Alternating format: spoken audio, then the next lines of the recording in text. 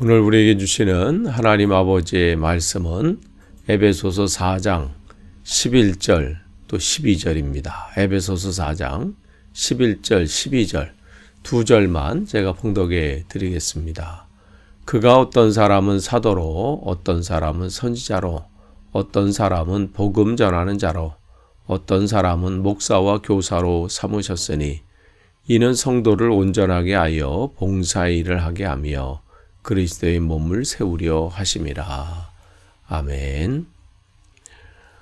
에베소서는 거듭 말씀드리지만 바울의 옥중서신 4권이 있죠. 에베소서, 빌립보서, 골로새서, 그다음에 빌레몬서.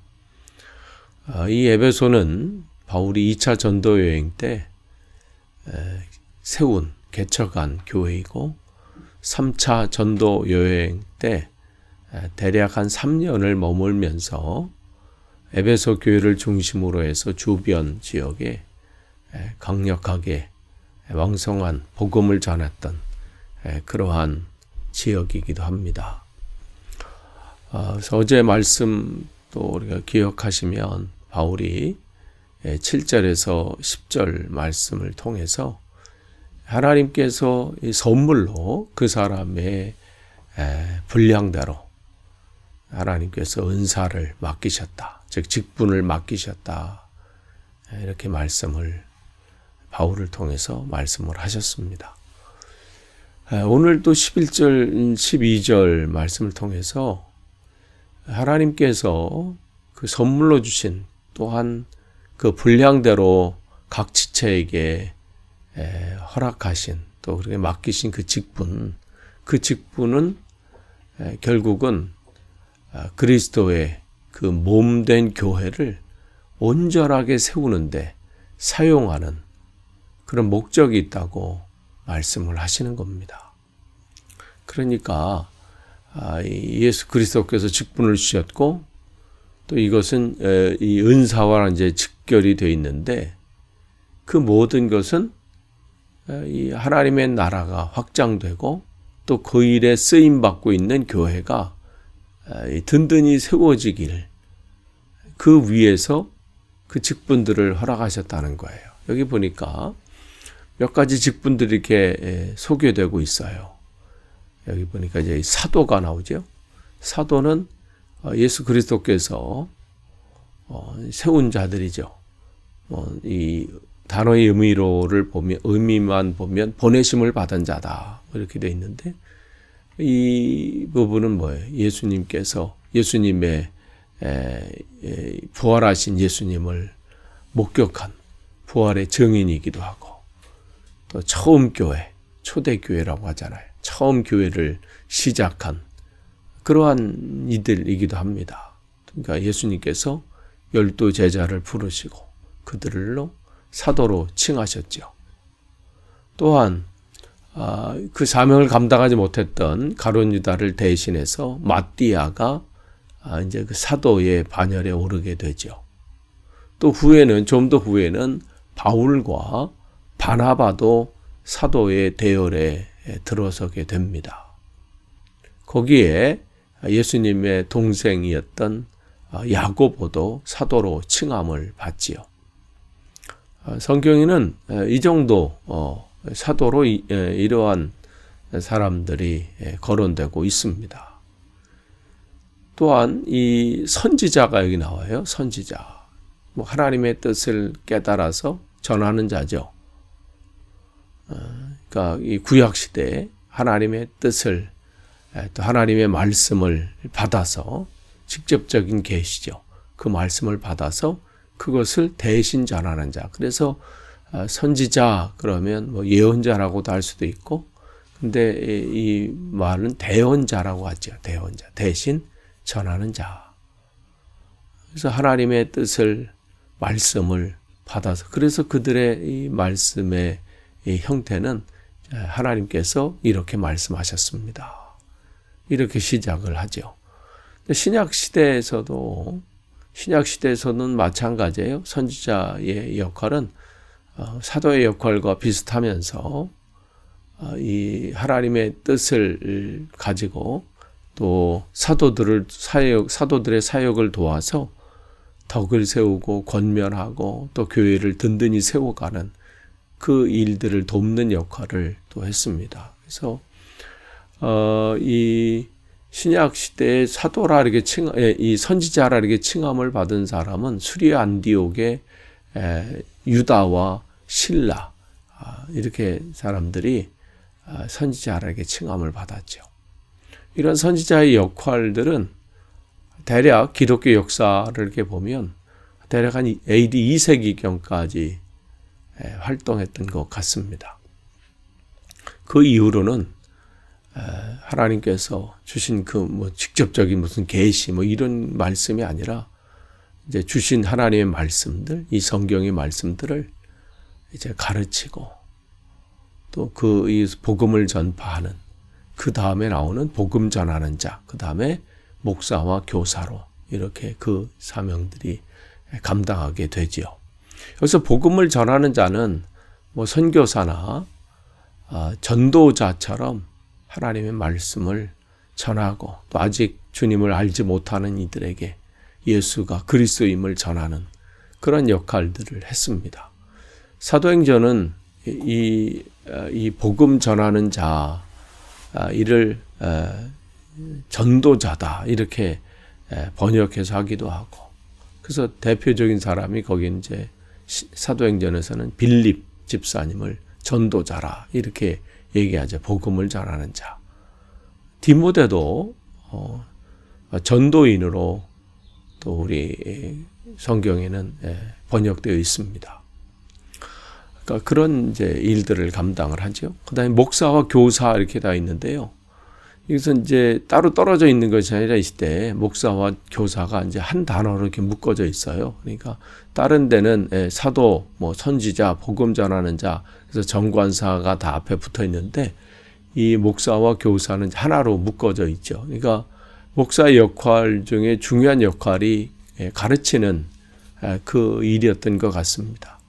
그러니까 목회를 하면서 이 당시에 이 신앙인들을, 성도들을 하나님 말씀 안에서 잘 양육하는 그러한 역할들, 즉 목사가 곧 가르치는 그 교사의 역할을 한 것 같습니다. 어쨌든 이 교회 안에 지금 대표적으로 이러한 직분들을 지금 바울은 이제 거론하고 있으면서 이 모든 직분들 또 이 은사들 하나님께서 주신 모든 것들은 한 가지 방향을 향해서 나아가고 있다. 그게 이제 12절이에요. 그 직분을 맡기신 이유가 뭐냐? 이제 12절에서 그걸 설명하고 있는데 여기 보니까 성도를 온전하게 하여 그랬어요. 하나님께서 그때마다 또 하나님의 사람들을 세우시고 또 그 일들을 감당케 하신 일 중에 이 일은 왜 그러냐? 성도들을 온전하게 하기 위해서. 또한 봉사의 일을 하게 하기 위해서. 또 그리스도의 몸을 세우게 하시려고. 근데 우리가 이렇게 읽으면 별개의 것처럼 따로따로 구별돼서 그렇게 된 것처럼 보이지만 사실은 이게 연결되어 있는 거예요. 그러니까 이 성도를 온전케 하고 봉사의 일을 하게 한다. 왜 그러냐? 그렇게 됨으로 그리스도의 몸을 세우려 하기 때문이다. 그러니까 목적은 여기에 있어요. 그리스도의 몸을 세우게 하려 한다. 교회를 온전케 하게 하기 위해서. 이러한 것을 위해서 하나님께서 사람들을 세우시고 또 그들에게 은사를 허락하시고 직분들을 주신 것이라는 것이죠. 그렇기 때문에 성도들을 온전케 하고 봉사의 일을 하고 결국은 이 온전케 되고 봉사의 이 사명을 감당하는 것은 결국은 그리스도의 몸을 세우기 위함이다. 이 말씀인 겁니다. 이 부분에 대해서도 골로새서에도 1장 28절에도 성도들을 가르치는 목적을 이렇게 표현하고 이렇게 기록하고 있죠.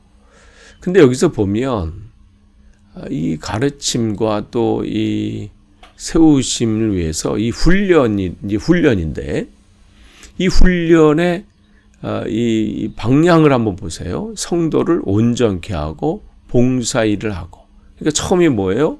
성도들을 온전하게 하는 거예요. 그러니까 교회의 역할, 또 가르치는 자의 역할은 뭐냐면 온전케 하는 거예요. 이게 먼저예요.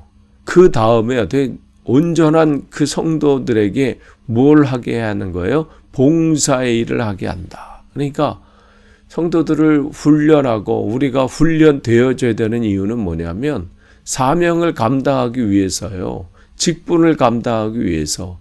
이게 되어지지 않으면요. 직분을 감당할 때 어떻게 해요? 자기 의의가 드러나고 자기 힘, 자기 지혜로 자기 능력으로 하려고 하는 그러한 상황들이 일어나서 결국은 어떻게 해요? 이 일들이 직분이라는 것이 그 사명을 감당하는 것이 교회의 이 그리스도의 몸을 세우기 위한 것인데 오히려 교회를 무너뜨리고 연합되는 것을 방해하는 그런 역할이 된다는 거예요. 세우면 되는 게 아니죠. 된 사람을 세우는 거예요. 그래서 바울은 먼저 성도를 온전케 하는 게 목적이다. 신앙으로 성숙되도록. 그래서 함께 그 일들, 성숙된 그들이 그 사명을, 봉사의 사명, 하나님 맡겨진 그 사명을 감당할 때 교회는 든든히 세워지는 거예요. 근데 참 이게 쉽지 않아요. 그 상황과 그 형편 그때마다.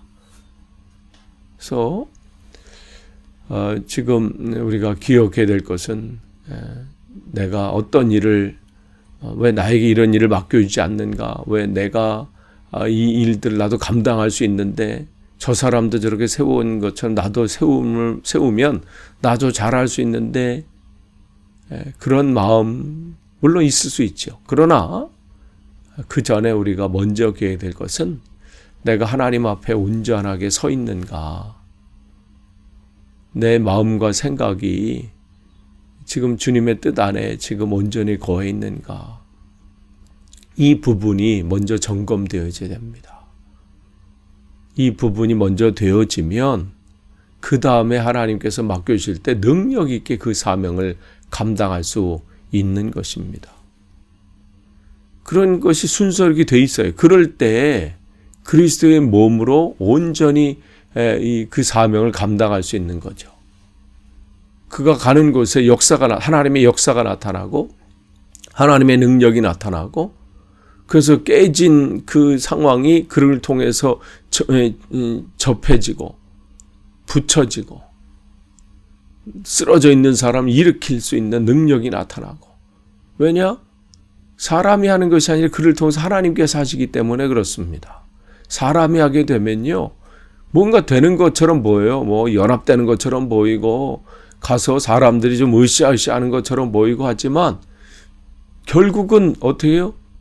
나눠지게 되고 거기에 문제가 발생이 돼요. 그런데 좀 더딘 것 같아도 하나님께서 그를 통해서 역사하시면 하나님께서 그를 통해서 함께 하시는 그 일들이 나타나게 되면 놀라운 역사들이 나타나요. 능력들이 나타나요. 왜냐하면 하나님께서 그를 통해서 하시기 때문에 그렇습니다. 아무쪼록 우리 교회가 정말 주님 안에서 맡겨주신 그 사명을 우리가 직분을 감당할 때 그 직분은 내가 온전하게 되는 게 먼저예요. 그것을 다른 사람으로 적용하고 내게 주신 은사로 다른 사람을 판단하고 적용하고 그를 뭐 하려고 그 전에 여러분이 맡겨진 그 직분과 은사로 여러분이 하나님 앞에 온전히 서는 계기가 되길 원합니다. 이게 먼저예요. 이게 되지 않고 다른 것으로 그 일을 내가 열심히 한다고 하면 문제가 그 사람을 통해서 나타나는 거예요.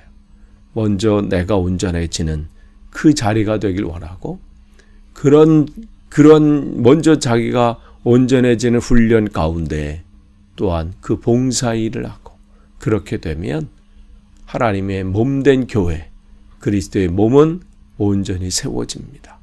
우리 교회가 그렇게 든든히 세워져 가는 복된 교회 되기를 축원합니다. 기도하겠습니다. 하나님 감사합니다. 오늘도 말씀을 주셨고 이 말씀을 전했습니다. 하나님, 혹 잘못 전한 것이 있다면 하나님 저들의 마음과 생각 속에서 제거해 주시고 하나님의 뜻이 온전히 심어져서 결실 맺도록 인도해 주옵소서. 우리 교회가 결국 주 그리스도의 몸을 든든히 세워가는 그러한 복된 교회로 삼아 주옵소서. 예수님의 이름으로 기도하옵나이다. 아멘.